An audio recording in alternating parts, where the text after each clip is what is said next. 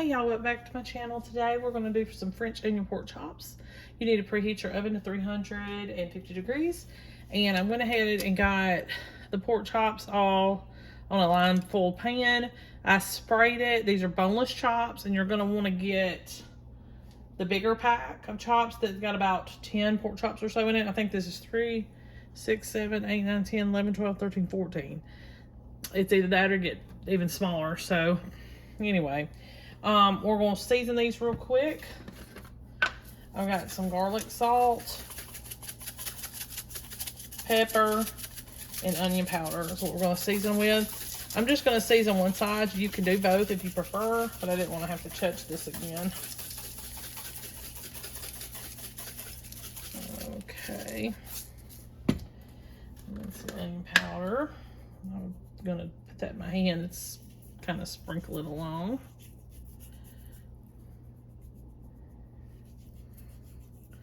Just a little bit of each. And you can do that to your liking. All right, and pepper. We're gonna get a little bit generous with it. Okay. All right, so I bought this. I'm sorry, you can't even see it. This French onion dip because I just needed a cheap one. I'm gonna put some of this in a bowl in case I'm gonna use this dip for something else, because you only need about 12 ounces or so. So we're gonna put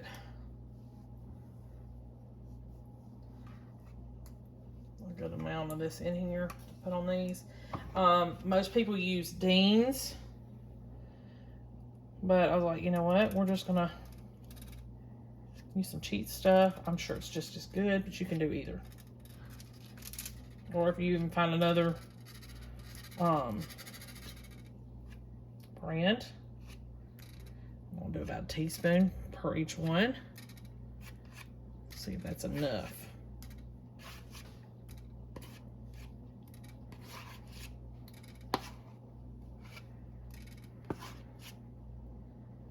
And then you're just gonna spread this. This one's really easy to spread. And if I were you, I would get one that would be, not the ones that are thicker. Just because it'd be easier for you. Now these are only gonna cook about 20 minutes. It's not gonna take long at all. And then you're gonna pull them out. And we're gonna put some French fried onions on them too. And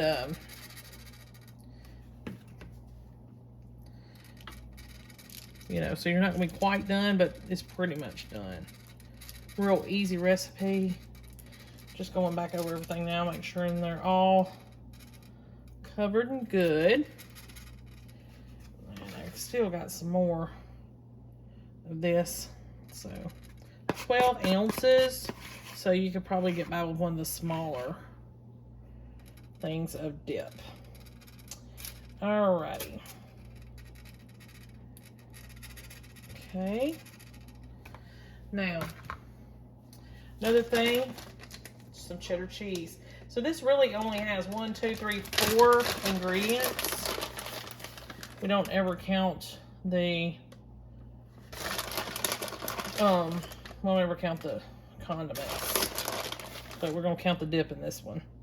To me, that's a condiment, but you only need about a cup of cheese. Some of this off here and spread it out a little more. All right, so you're gonna put this in a 350 degree oven for about 20 minutes. And they'll basically be done by that point. And then we'll put the French fried onions on there and toast them. So when it's time to put those on, I'll be right back.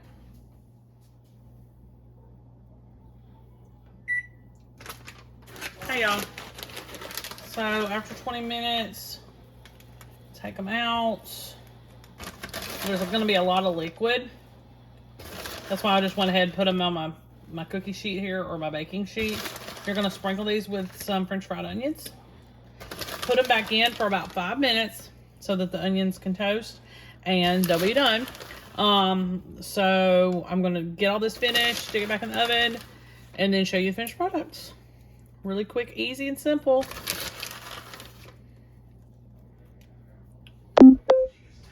Okay, y'all, so this is the finished product. We paired it with some cheesy rice-a-roni, but this is what we're gonna have for supper tonight.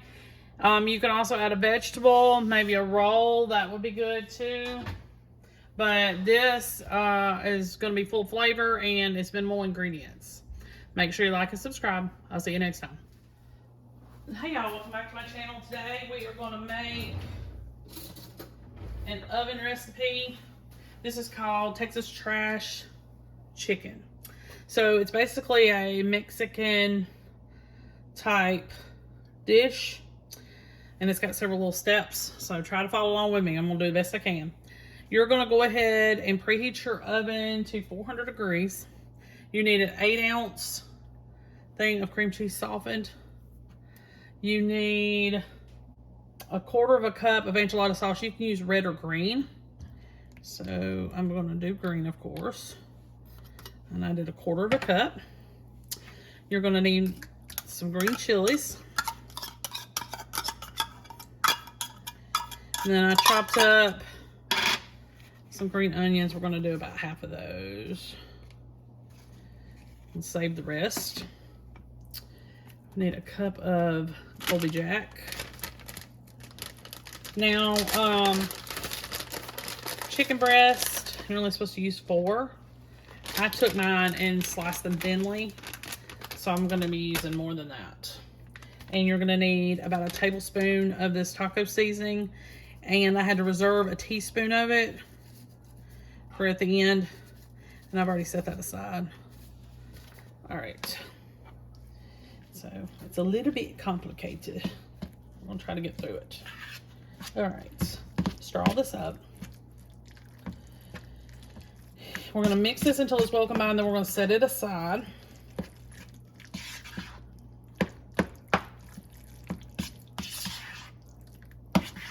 So I didn't change anything about the liquid ingredients of this recipe. I just added more chicken,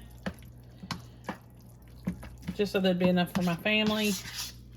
You can do how you want to. If you want to double it, that's totally up to you. I just added more chicken. All right, we're gonna set this aside. I've got my 9x13 already standing by, and it's sprayed and ready.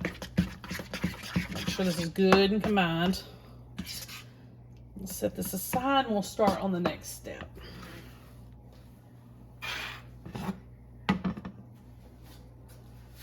All right.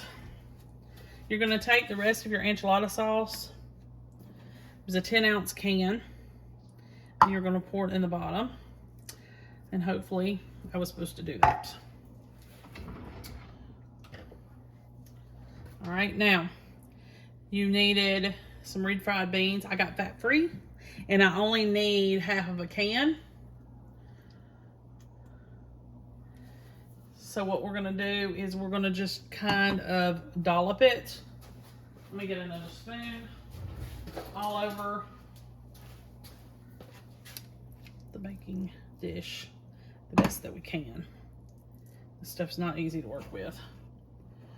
Like I said, you don't need the whole can. This is a 16-ounce can. You only need 8 ounces. So if you can find an 8-ounce can of refried beans, that would be your best bet.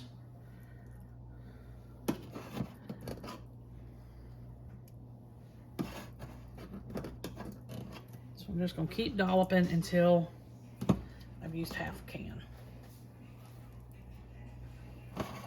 All right, so I'm going to add my chicken breast on top of this. And we're just going to do the best we can. This is a lot of chicken for me. Like I said, recipe only called for 4. I'm going to try to squeeze all these in here.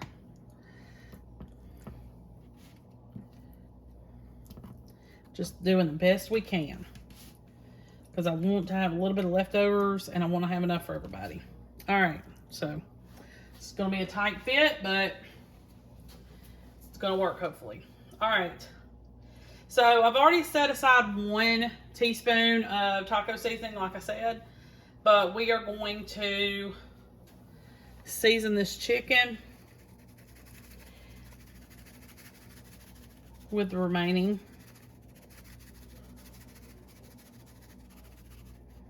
And sprinkle that on. Oops. You can do both sides. I'm not gonna disturb them, but you are welcome to do both sides. All right. Now we're gonna take our cream cheese mixture and dot that on top. Try not to disturb anything. And then I'll try to spread it out the best I can. This is gonna be delicious. We're gonna serve this over rice.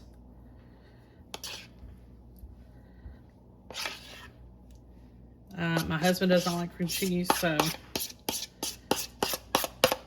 I'm trying to use as little as possible. That's why, one reason why I didn't want to double it.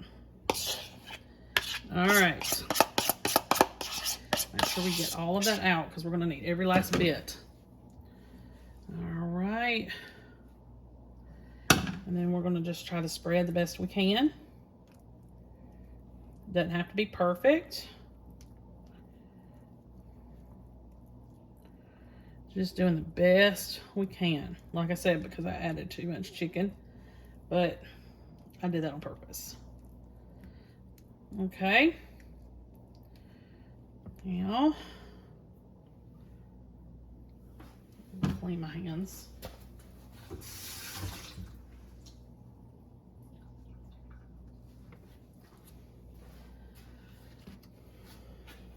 All right. We're going to take 2 cups of Colby Jack, sprinkle on the top.